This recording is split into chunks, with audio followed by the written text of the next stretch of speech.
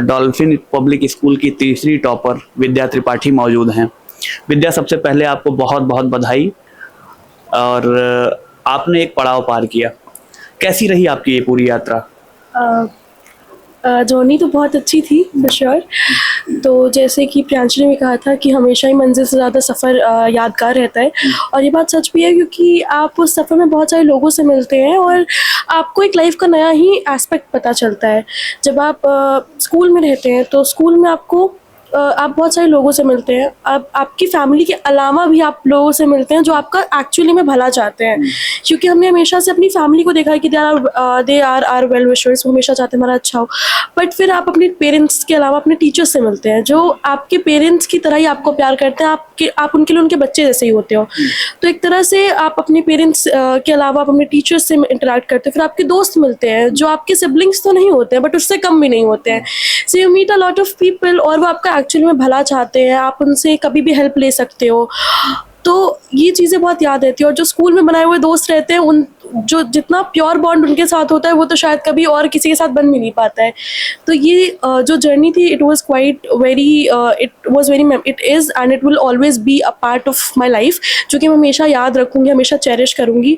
क्योंकि विद्या को जो विद्या मिली है वो इसी स्कूल से मिली है, और बचपन से मैंने यहीं पढ़ाई की है। तो बचपन से ही हर टीचर ने मेरी जर्नी को देखा है, be it Gyanendra sir, Kaushal sir, इन लोगों ने मुझे बचपन से बड़ा होते हुए देखा है।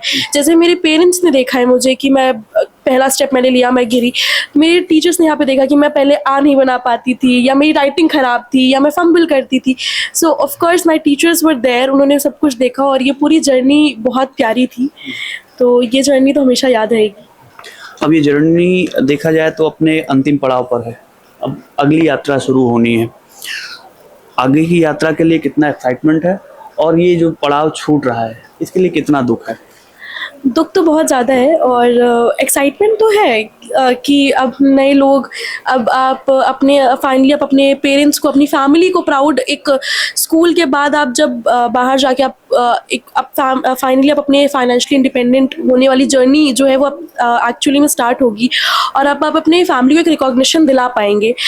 तो इसका एक्साइटमेंट तो है, बट हाँ, एक दुख भी है कि एक पार्ट मेरा यहीं छूट रहा है। कहते हैं कि आपका जो घर होता है वो आपके साथ चलता है, a part of you is will always be there at your home. तो ये मेरा दूसरा घर था, और यहाँ पे ऑफ कोर्स विद्या का एक हमेशा पार्ट रहेगा जो विद्या हमेशा याद रखेगी। बस दुख इस बात का है कि बेलमना की तरह जानी जाएगी कभी, जो कभी स्टूडेंट जानी जाती थी यहाँ की। तो हाँ, इस चीज़ का दुख तो बहुत है। आपने 95% मार्क्स स्कोर किया। क्लास 12th की तैयारी की अगर बात की जाए तो कैसी तैयारी रही, और कैसी तैयारी आपने की? क्योंकि आपको कैमरे के माध्यम से स्क्रीन पर इस जिले के तमाम ऐसे स्टूडेंट्स देख रहे होंगे जो आगे आने वाले समय में वो 12th में अपीयर होंगे, अपना एग्ज़ाम देंगे। तो उनसे अगर आप अपने अनुभव को शेयर करना चाहें तो क्या बताना चाहेंगे? मैं कंसिस्टेंट थी, मतलब मैं ऐसा नहीं था कि मैं 12 घंटे पढ़ रही थी या 13 घंटे पढ़ रही थी। मैं भले ही 4 घंटे पढ़ रही थी, पर मैं रोज़ पढ़ रही थी। मेरा रोज़ का एक एम था कि मुझे आज एक चैप्टर करके सोना है, तो मैं वो एक चैप्टर करके सोती थी, चाहे मुझे 1 बज जाए या 12 बज जाए। तो मेरा ये नहीं था कि मुझे इतने आवर्स पढ़ना है, मुझे ये था कि मेरा ये जो एक चैप्टर है, या जो मैंने एम सोचा है, गोल बनाया है कि मुझे आज 2 चैप्टर करने हैं, मैं वो चैप्टर करके सोऊँ। तो इट वॉज़ नेवर कि मैंने कभी भी कितने आवर्स में पढ़ी, मैंने इस पर कभी फोकस ही नहीं किया। मैंने हमेशा फोकस किया कि मेरा कितना सिलेबस हो पा रहा है, मैं कितने एफिशिएंटली अपना काम कर पा रही हूँ। और ऑफ कोर्स मैं एक रेगुलर स्टूडेंट थी, तो मेरे टीचर्स जो पढ़ाते थे, मेरे पास बस एक काम था कि मैं उसको रिवाइज करूँ, क्योंकि मैंने पढ़ा तो मेरे टीचर्स ने दिया ही है, मुझे सब समझ में आ गया, बस मुझे उसको रिवाइज करना है। तो मेरा काम तो मेरे टीचर्स ने ऑफ कोर्स आसान कर ही दिया था। तो जर्नी काफ़ी ईजी थी। आई ऑलवेज प्रेफर कि आप स्कूल जाएँ, स्कूल में जाकर आप अपनी एजुकेशन लें, क्योंकि फिर आपके टीचर्स आपका आधा काम कर देंगे, आपको बस एक काम करना है, वो है रिविजन का। एंड जो है स्ट्रेस नहीं लेना है, क्योंकि मेरे टीचर्स हमेशा कहते थे कि अगर आप स्ट्रेस लेंगे तो आप चीज़ें भूल जाएंगे, आप आती हुई चीज़ें गलत करके आएंगे। और ये मैंने रियलाइज़ किया, मैंने प्री बोर्ड्स में आती हुई चीज़ें गलत की थी क्योंकि मैंने स्ट्रेस ले लिया था। तो स्ट्रेस नहीं लेना है, अपना हार्डवर्क करना है, और सब अच्छा होगा। फिर आपने टीचर का कई बार जिक्र किया। अक्सर क्लास 12th के स्टूडेंट्स का ये कहना होता है, हम कई बार बच्चों से बात करते हैं तो उनका कहना होता है कि टीचर्स आते हैं क्लास में, वो लेक्चर लेते हैं और चले जाते हैं, उनसे कोई मतलब नहीं होता कि पीछे कौन बैठा है, क्या कर रहा है। यहाँ के अगर टीचर्स की बात की जाए, क्योंकि आप यहाँ की स्टूडेंट रही हैं, तो यहाँ के टीचर्स का क्या रवैया रहता था, क्लास में क्या परफॉर्मेंस रहता था, कैसे इंटरेक्ट करते थे? मेरे टीचर्स ने कभी इसे एक प्रोफेशन समझा ही नहीं था शायद टीचिंग को। उन्होंने हमेशा इसे अपना एक पैशन बना के चला, और कहते हैं ना कि make your passion your profession. तो हमेशा उन्होंने अपने इसको एक पैशन समझा, और कभी उनको हमेशा फ़र्क पड़ता था। अगर कोई बच्चा कम स्कोर कर रहा है तो मेरे टीचर्स को फ़र्क पड़ा। मेरे टीचर्स एक आके बस पढ़ा के नहीं जाते थे, वो आते थे, वो पूछते थे बेटा नहीं समझ में आया है तो पूछो। इवन जो बच्चे कम मार्क्स स्कोर करते थे उनको वो समझाते थे कि हमें आपसे भी एक्सपेक्टेशंस है, हम चाहते हैं कि आप भी अच्छा करें। तो और एक जो कौशल सर हैं, जो लिटरेचर के हमारे टीचर हैं, तो जो वो चैप्टर्स पढ़ाते थे, तो जब वो चैप्टर्स पढ़ाते थे तो हमें लगता था कैरेक्टर सामने प्ले ही कर रहा है on the face of it पे। अगर डेरी जो है वो मिस्टर लैम के पास गए और मिस्टर लैम की डेथ हुई, तो हमने फील किया कि मिस्टर लैम की एक्चुअली में हमारे सामने कोई प्ले कर रहा है, एंड पूरी क्लास रो रही थी, सबकी आंखों में आंसू थे। तो उन्होंने हमेशा हमें एक चैप्टर जीना सिखाया। अगर इब्न बतूता ने वर्ल्ड ट्रैवल किया, इंडिया ट्रैवल किया, तो हमें लगता था हम भी उन्हीं के साथ कर रहे हैं, हम भी सुल्तान के पास है, हम भी कैमल पर ट्रैवल करके जा ही रहे हैं। तो उन्होंने हमेशा हमें हर चैप्टर जीना सिखाया है। इवन टर्शियरी सेक्टर जब हम पढ़ते थे तो हमें लगता था कि बस यहीं ट्रांसपोर्टेशन चल रहा है, कम्युनिकेशन यहीं हो रहा है। जो कम्युनिकेशन के मेथड्स थे, जब हमारे टीचर्स उसके बारे में पढ़ाते थे, ज्ञानेंद्र सर पढ़ाते थे कि मेथड्स ऑफ कम्युनिकेशन बेटा ऐसे हैं, और रेडियो वगैरह, तो हमें लगता था बस ऑल इंडिया रेडियो यहीं चल रहा है और हम सुन रहे हैं उसे। So it was always my teachers. मेरे टीचर्स ने हमेशा जो है इसे एक फ़नी, एक इंटरेस्टिंग वे में हमें पढ़ाया, और उनको फ़र्क पड़ता था। अगर बच्चा पीछे बैठा है तो वो बच्चों को पहली बात तो उन्होंने कभी इस चीज़ से जज नहीं किया कौन आगे बैठा है कौन पीछे बैठा है। उन्होंने इस चीज़ से कभी किसी को जज नहीं किया। उन्होंने हमेशा ये कहा है कि बेटा तुम लोग सब मेरे लिए मेरे अपने हो, और उन्होंने हमेशा हमें अपना मान कर ही हर चीज़ सिखाई है, जैसे हमारे पेरेंट्स सिखाते। विद्या के फादर भी हमारे साथ मौजूद हैं, और बड़ी बात यह है कि सर इस विद्यालय के संचालक भी हैं। आज सर अब तक और बच्चों को बधाई देते थे और बच्चों के पास आउट होने पर खुशी होते थे। आज बिटिया ने कमाल किया है, जिले में नाम किया है, कैसा महसूस कर रहे हैं? ये तो सच है कि एक गार्जियन के नाते बहुत खुशी हो रही है, और साथ ही साथ इस रिज़ल्ट से हमारे अभिभावकों को ये विश्वास जागेगा कि जब हम अपने बच्चों को यहाँ पढ़ा रहे हैं तो हम अपने बच्चों की शिक्षा के प्रति कितने जागरूक रहेंगे।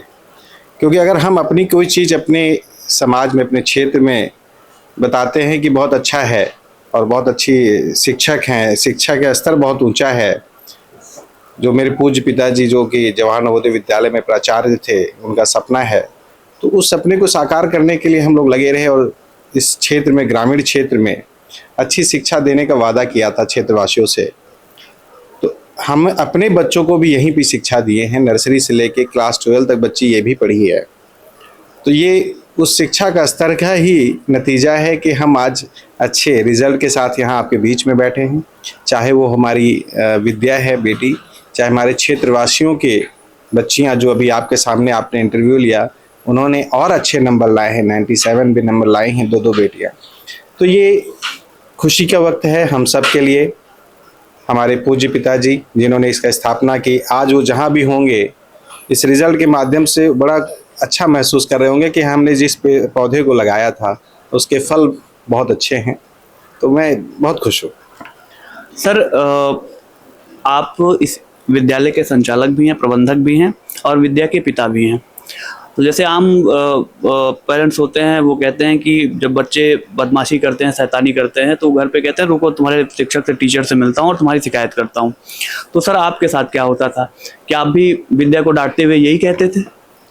बिल्कुल सही आपने एक चीज़ कहा। इस कभी कभार ऐसे इत्तेफाक हुआ है कि विद्या ने कुछ कमियां या गलतियां विद्यालय में एज ए स्टूडेंट की हैं और इनको सज़ा भी मिली है। तो विद्यालय के समय में मैं इनका मैनेजर ही रहा हूं।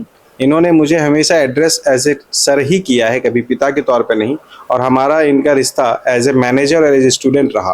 तो हमारे सभी टीचर्स जिन्होंने नर्सरी से लेकर क्लास 12 की इनकी यात्रा में पढ़ाए हैं, जितने भी टीचर, उन्होंने कभी इनको मैनेजर की बेटी नहीं समझाया। वो इनकी स्टूडेंट समझे, चाहे इनको थप्पड़ मारा गया हो, चाहे इनको डांटा गया हो, वो टीचर और स्टूडेंट का रिश्ता रहा है। और ये उसी का नतीजा है कि ये रिजल्ट दे पाई हैं। कभी अगर इनको ये एहसास होता कि मैनेजर सर की बेटी हूँ तो शायद ये नतीजा ना पाते। तो हम सभी अभिभावकों से यही चाहते हैं, जो अगर टीचर हैं तो अपने बच्चों के अच्छाई पे और या उनके कुछ कमियां या उनकी शैतानियों पे अगर सज़ा भी देते हैं, डांटते हैं, तो उसको स्वीकार करे, वो अच्छे नतीजों में निकलेगा, एक बच्चा अच्छा तराशा जाएगा, तभी ये कुछ हो पाएगा।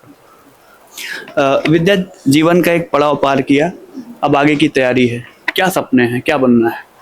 मेरा मेन एम जो है वो ये है कि मैं लोगों की हेल्प कर पाऊँ, जैसे मैंने पहले भी कहा था। तो सिविल सर्विसेज का एक सपना मेरा बचपन से था, मैं 5-6 साल की थी तब से था मेरा सपना। तो CUET देना है मुझे और आगे जाके सिविल सर्विसेज की तैयारी करनी है।